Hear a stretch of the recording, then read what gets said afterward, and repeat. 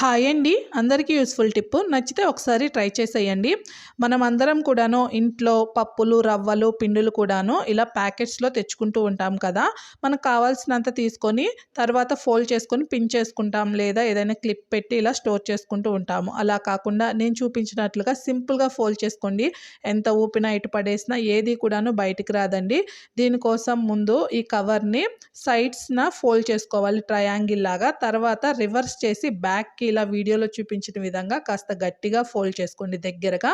ఇప్పుడు సైడ్స్ ఉన్న కార్నర్స్‌ని ఇలా విప్పినట్లుగా మనము ఫోల్డ్ చేసేసుకున్నామంటే చూడండి, ప్యాకింగ్ అనేది చాలా నీట్‌గా ఉంటుంది. అలానే మనం ఎటు పడేసినా సరే, ఎంత ఊపినా సరే బయటకంటూ రాదు అండి. చూడండి చాలా బాగుంది కదా ప్యాకింగు. అలానే నేను ఇక్కడ మైదా అనేది కొంచెం ఎక్కువగా కట్ చేసుకున్నాను. దీన్నైతే ఇలా వీడియోలో చూపించిన విధంగా డబుల్ ఫోల్డింగ్ చేసుకోండి ట్రయాంగిల్ లాగా. ఇప్పుడు ప్యాకెట్‌ని రివర్స్ చేసేసుకొని వెనక్కి ఇలా ఫోల్డ్ చేసేసుకోండి కాస్త దగ్గరగా.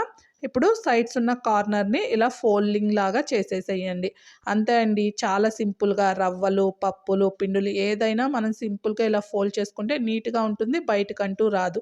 ఈ టిప్ నచ్చితే లైక్ చేసి ఛానల్‌ని సబ్స్క్రైబ్ చేసి సపోర్ట్ చేయండి. Thank you.